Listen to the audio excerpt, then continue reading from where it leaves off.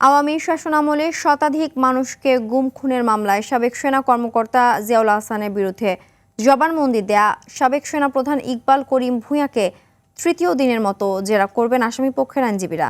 বিচারপতি গোলাম মর্তুজা মজুমদারের নেতৃত্বাধীন আন্তর্জাতিক অপরাধ ট্রাইব্যুনাল একে হবে এ বিচারিক কার্যক্রম। একই ট্রাইব্যুনালে আয়নাঘর খ্যাত ডিজিএফআই এর জয়েন্ট ইন্টারোগেশন সেলে গুম নির্যাতনের মামলায় শেখ হাসিনা ও সেনা কর্মকর্তা সহ ১৩ জনের বিরুদ্ধে সাক্ষ্য গ্রহণ রয়েছে। অন্যদিকে ট্রাইব্যুনাল ২ জুলাইয়ের মানবতাবিরোধী অপরাধ মামলায় ওবায়দুল কাদের সহ কার্যক্রম নিষিদ্ধ আওয়ামী লীগ ও দলটির অঙ্গ সংগঠনের শীর্ষ ৭ নেতার বিরুদ্ধে সাক্ষ্য নেওয়া হবে। এছাড়াও এ ট্রাইব্যুনালে কুষ্টিয়ায় ৬ জনকে হত্যাসহ ৮ অভিযোগে জাসদ সভাপতি হাসানুল হক ইনুর মামলায় হবে সাফাই সাক্ষ্য গ্রহণ। সকালে এসব মামলায় গ্রেফতার সেনা কর্মকর্তা সহ মোট ৫ আসামিকে ট্রাইব্যুনালে হাজির করা হয়েছে।